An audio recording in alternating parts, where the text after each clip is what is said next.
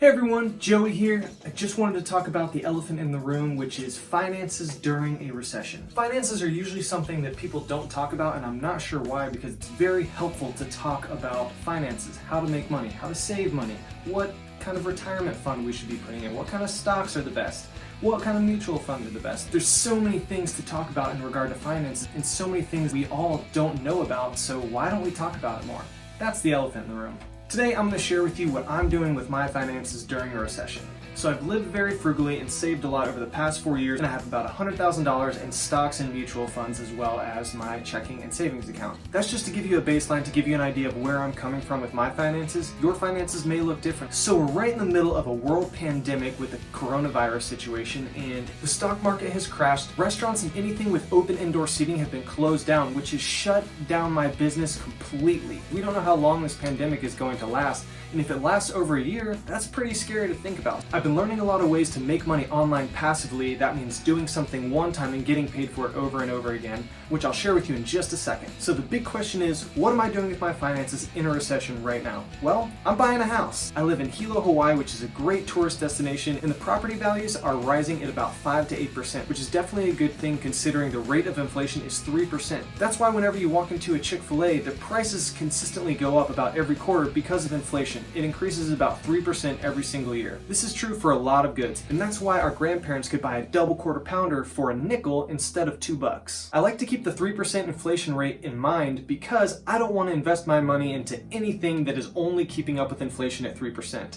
So a good investment to me is anything above 3%. Even if I'm making 3%, that's still just keeping up with inflation and I'm not actually growing any wealth. If I keep my money in a checking account or a savings account, which only yields about 1%, I'm actually losing money by keeping my money in those accounts because it's not keeping up with inflation. It's basically like burying your money in the ground. If you don't touch it for a couple years, you're gonna have the same amount of money, but everything around you is gonna cost more. So I took all of my money out of my savings account and put it into an investment account, which I can trade stocks and also put it in mutual funds or index funds. The stock market increases at about 8% a year, so I figured this was a much better way to grow my wealth instead of keeping it in a savings or a checking account. I did this a couple years ago, and I've definitely seen some good returns with putting my money in mutual funds and index funds. However, I've been burned a couple times by putting it into individual stocks, which doesn't necessarily mean anything because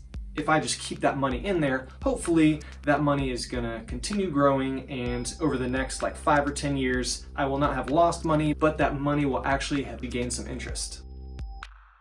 So I was not very wise last year with how I kept up my expenses, and I ended up paying about $16,000 in taxes this year for my business. Ouch! Yeah, that definitely hurt, especially because I'm trying to buy a house. And I needed my taxes to be done absolutely right with no margin for error because I needed to make sure that I could get this loan for this house. So I paid my taxes, we got the loan, and we are in the process of purchasing this house. Because I didn't plan ahead and I didn't pay quarterly taxes last year, I had to pay a huge chunk out of pocket just to get my taxes done in order for me to get a loan on a house. So lesson learned, if you're self-employed, I highly recommend looking into the option to set up quarterly taxes for yourself. I could have benefited from that this year, especially with the economic downturn and the coronavirus, everything kind of collapsing on itself. So back to my house story. I'm moving forward in this house buying process because I believe in a couple months this coronavirus is going to clear up and people are going to start coming back to Hawaii to vacation. The reason we're buying a house in the middle of a recession is one, because it's a duplex and we can rent out the bottom space and get most of our mortgage covered by doing that. Because Hilo is a good tourist destination, we believe that this is a good investment for the long run.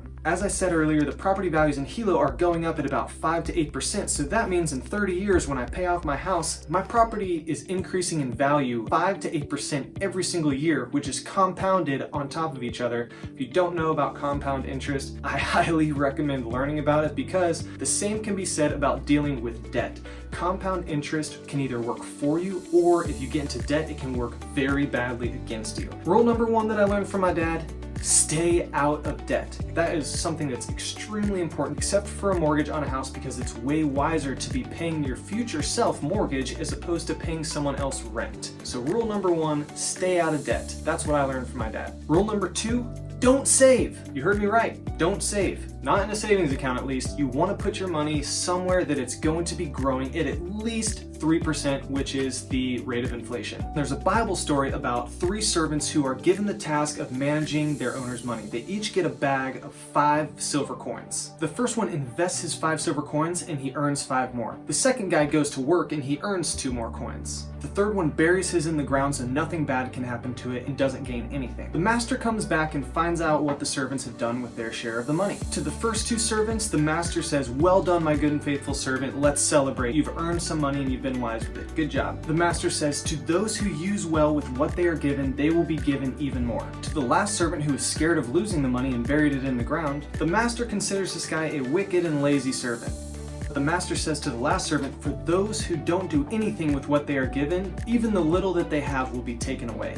But taking lessons from the story, it's much wiser and more beneficial to us if we do something with our money as opposed to just letting it sit in a bank account or underground, not accumulating any interest whatsoever. As far as retirement goes, I'm self-employed. That means I don't have a 401k set up by an employer. My dad had a 401k set up by his employer and he maxed it out every single year as quickly as he could so that at the end of the year he would have a little bit of extra income to use for holiday gifts. He kind of looked at it as a bonus. As far as 401ks and retirement goes, the earlier that you start, the better. It doesn't matter what age that you're at, the earlier the better. If you're retired or close to retiring with not a lot of savings, you might want to put your money in an investment account or a mutual fund, which is a lot more accessible than a retirement account. Blue chip funds and index funds are a relatively safe way to gain some pretty good returns. There's a lot of different philosophies on money out there. Some people say the love of money is the root of all evil, and some people say the lack of money is the root of all evil.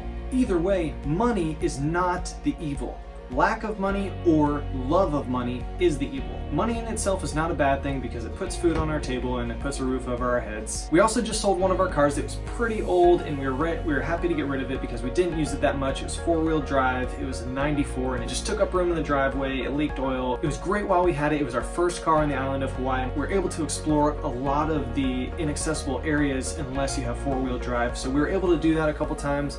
We crossed that off the list and now we were happy to be rid of it. Selling things that you don't want or don't need is a pretty good way of earning money in a recession, especially if there's a high demand for those products. Another thing I'm doing is constantly researching. Because I don't have any income right now, it is my full-time job to learn how to make money on the internet. Because the knowledge that I'm learning now, I'm going to be able to use for the rest of my life. I kind of look at learning as passive income.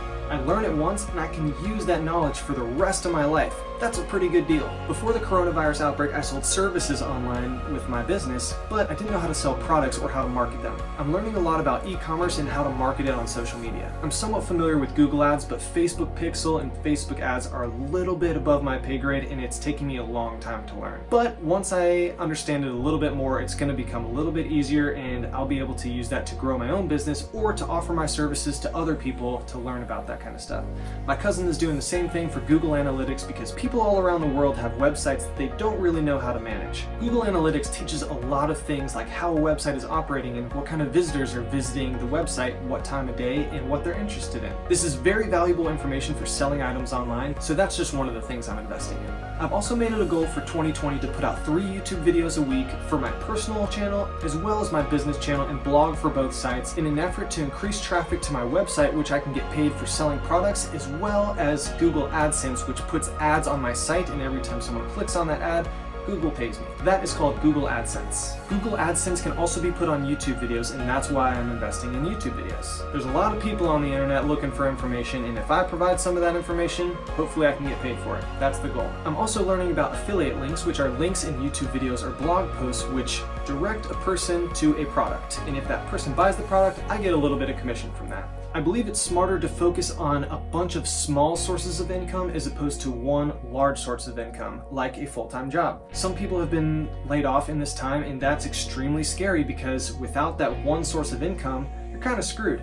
But if you have a bunch of small sources of income, especially over the internet, if one big company like YouTube shuts down, oh my gosh, that would never happen. But let's say it does, there's still a bunch of other avenues that I could be making money off of. I'm also becoming a stock photo contributor. I have a ton of photos and videos that I just never use, and there's a lot of people who could want my content for their own blog posts or for making other videos or for really whatever, marketing purposes. And every time someone downloads a picture or a video from iStock Photo or Shutterstock or any stock photo site, I get a few cents per download. There's a ton of people in the world and the population's only rising, mean, this stuff's going to be on the internet for the end of time, so I might as well just put it out there and see if people are interested and end up buying it. I also built a website last year because I was thinking about starting a company for tourists, giving them sightseeing tours around the Big Island. I haven't done anything with it yet, and I don't plan on doing with it until the world gets back to a place of somewhat normalcy. I believe that a sightseeing tour company can work very good hand in hand with a rental property, especially in a place like Hawaii.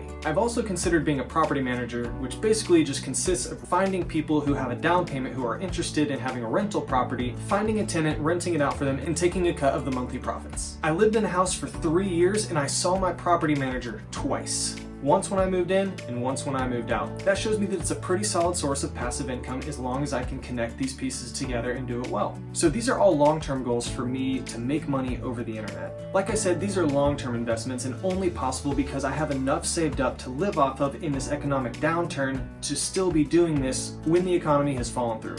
These are just some of my ideas for passive income and for earning money during a recession. I understand that some of these won't work for everyone and not all of them are going to pan out. Hopefully this was helpful and it gave you some ideas of ways you can be spending or investing or saving your money in a recession. If you could, please like this video, that really helps out my YouTube channel, and subscribe for some more personal finance content. I'm Joey, thanks for watching.